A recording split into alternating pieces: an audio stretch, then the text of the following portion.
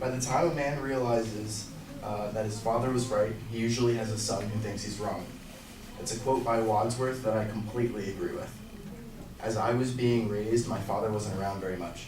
I'd see him in the beginning a couple days out of the week, and as the years went on, it became a couple days out of the month. He was always flying to different big cities around the country, sometimes out of the country for work. And I always told myself that I would never be that father. It's more important that you're there with your family to be with them and, see those important moments. And on top of that, he'd always come home and complain. He hated his job.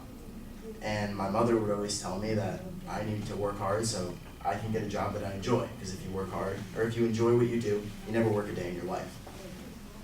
And I agreed with that, and I took it to heart, and I started to focus on my hobbies. And I've been trying to develop them into skills that I can use to have a career with. And now I'm at a point in my life where I'm actually making bigger decisions and considering what I'm going to do for the rest of my life. And I'm realizing that he wanted to be home. He didn't like traveling all the time. He hated it, or he was mad because he didn't like being away. He didn't like that he only had 2 days out of the month. But the reason he did it is because it was a well-paying job. He went to work every day, hating what he did, being away from family, missing those holidays, missing those big moments, because he was getting paid well. And he was able to support the family, and my mom could go to school, and my siblings and I could have cars and things like that. And now that I'm becoming an adult, I'm realizing that he was absolutely right, and I'd like to be half the man he is, and I'd much rather do something I don't enjoy that, can support my family so they can all be happy.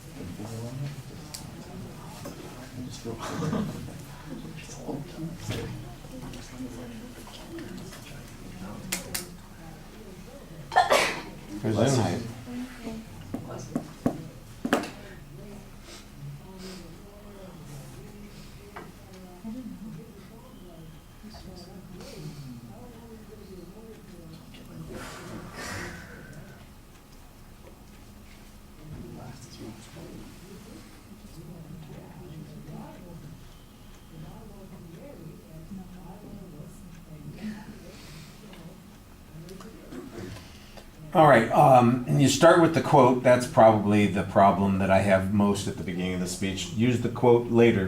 What you should start with is that story about your dad first, and then tell us what the quote is, and then you can use the story again to kind of explain why that illustrates the quote and how it's true. There's not really a structure here. You've got the one personal example that you're going to relate to us, and you tell a good story with it. I think you give us good detail with it, and you're pretty sincere in the way you're communicating with us. You look at us for the most part.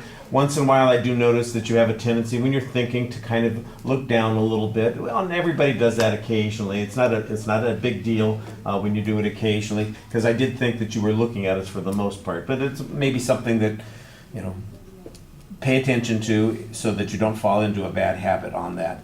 Like I said, there's not really a structure here. You just have the one story that you're talking about. You use it pretty well. You give us a chance to assess your speaking skills. I don't think that there's a lot of confusion about that. You usually have had no problem standing up and talking to the audience, and you have good skills to start with. So right now you're just kind of getting by on those skills. Let's get by on some of the other stuff that you're supposed to do too, so that it feels a little bit more complete. I did like the fact though that when you ended, you kind of use your tone of voice to indicate that you're done with the idea too. It's not just the content there, but it's the way you said it, and I think people need to do that a little bit more. All right, thank you. Thank you.